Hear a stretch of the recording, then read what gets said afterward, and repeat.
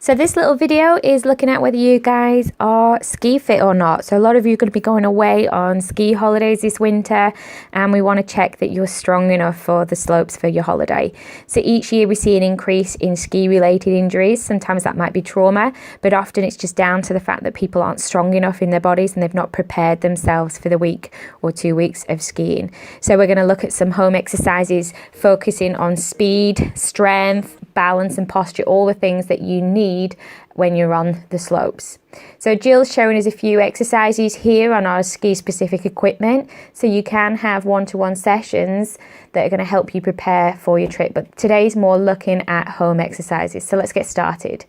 So the first one are speed square jumps. So set yourself out with a little bit of tape on the floor, and you're going to work in a cross. So you jump in from diagonal, forwards and backwards and sideways.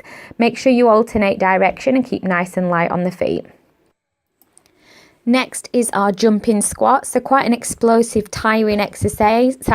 The key is to keep nice and light on the landing, so soft through those feet and keep those knees nice and wide. Imagine you've got a laser coming from the middle of your kneecap through to your second and third toe. Next up are ski twists. Again, nice and light, really working the cardiovascular system as well. Get a good twist through the torso and arms to really get that full movement through the body. And again, nice and light on that landing through the feet. Single leg squats from a sit to stand. So again, finding a chair or something where you're roughly going to be about 90 degrees at the hip. Working single leg if you can. It may be that you need to start double and build up. Really drive through the hips as you come forwards. Ski lifts or hip openings. This is a good one for when you're getting tired and you have to lift those feet and skis out of the snow, but it's also a good mobility exercise for the hips at the end or at the beginning of a ski session. Wall squats. This is a good one for leg endurance. So pushing the back against the wall, you want to have a 90-degree angle at the knee and hips through to the ankle, and really push that back against the wall to stabilize you, and then you're holding it as long as you can until you get that nice burn in the legs. You can also do this with a Swiss ball behind you as well. Next up are speed skaters. So it's a variation of our curtsy lunge. So stepping one leg behind you and tapping down with the opposite hand to opposite leg. Really good for getting a burn on the outside of those hips and again building up the endurance in those buttock muscles. This one's a variation on our skater slide, so you can use a towel or a Tupperware lid.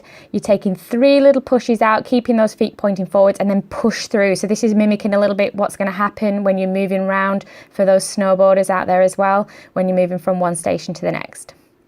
Russian twists, good one for core and abdominal strength. Rotation's key in any of our slope exercises.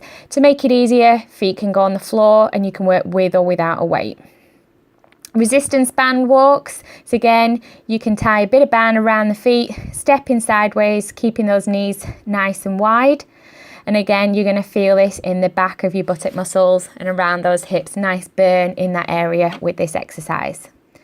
And then lastly, we're looking at our more dynamic squats, so our balance-based squats. So we're on a Bosu ball here, but you can do it on a pillow or a towel rolled up.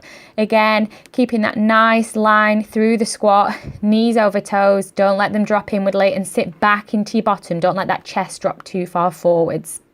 Hope this helps you guys, and get yourselves ready for your ski holiday.